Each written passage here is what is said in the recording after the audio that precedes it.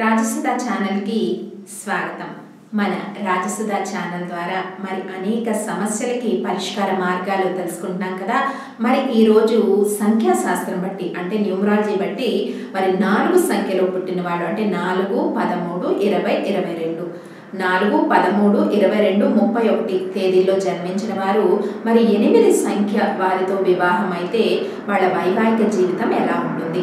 చాలా మంది ఏమనుకుంటూ ఉంటారంటే మరి 4 సంఖ్యలో పుట్టిన వాళ్ళు 8 సంఖ్య అంటే 8, 17, 26 తేదీల్లో పుట్టిన వాళ్ళతో వివాహం చేసుకుంటే వాళ్ళిద్దరి మధ్య తరచూ గొడవలు ఏర్పడతాయి, చాలా గొడవలు ఏర్పడతాయి. కానీ ఒకరంటే ఒకరికి చక్కటి అట్రాక్షన్ ఉంటుంది. మరి ఈ అట్రాక్షన్తో మరి వాళ్ళ జీవితాంతం గొడవలు ఆడుకున్నా కూడా మరి చక్కటి బంధం వాళ్ళిద్దరి మధ్య నెలకొంటుంది. అయితే 4, 8 స్నేహితులు ఉంటే మాత్రము వాళ్ళిద్దరి మధ్య కొంతకాలం మాత్రమే స్నేహం ఉండి మరికొంతకాలం అయిన తర్వాత విరోధము ప్రారంభమవుతుంది.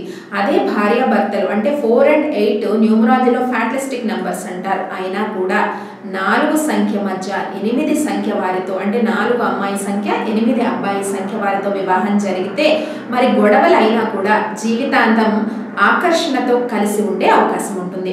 మరి మన రాజసుధా ఛానల్ ద్వారా మరి అనేక పరిష్కార మార్గాలు తెలుసుకుంటున్నాం. అలాగే ఏ సంఖ్యలో పుట్టిన వాళ్ళు ఏ సంఖ్యలో ఉన్న వాళ్ళని వివాహం చేసుకోవాలి, వాళ్ళ వైవాహిక జీవితం ఎలా ఉంటుంది, మరి ఏ సంఖ్యలో పుట్టిన వారు ఏ సంఖ్యలో పుట్టిన వారిని వివాహం చేసుకుంటే అదృష్టం కలిసి వస్తుంది, ఇలా అనేక విషయాలు తెలుసుకోవచ్చు మన రాజసుధా ఛానల్ ద్వారా. దీనికి మీరు చేయవలసిందల్లా నా కుడివైపు ఉన్న సబ్స్క్రైబ్ బటన్ని ప్రెస్ చేయండి, అక్కడున్న గంటని ప్రెస్ చేయండి, సబ్స్క్రైబ్ చేసుకోండి.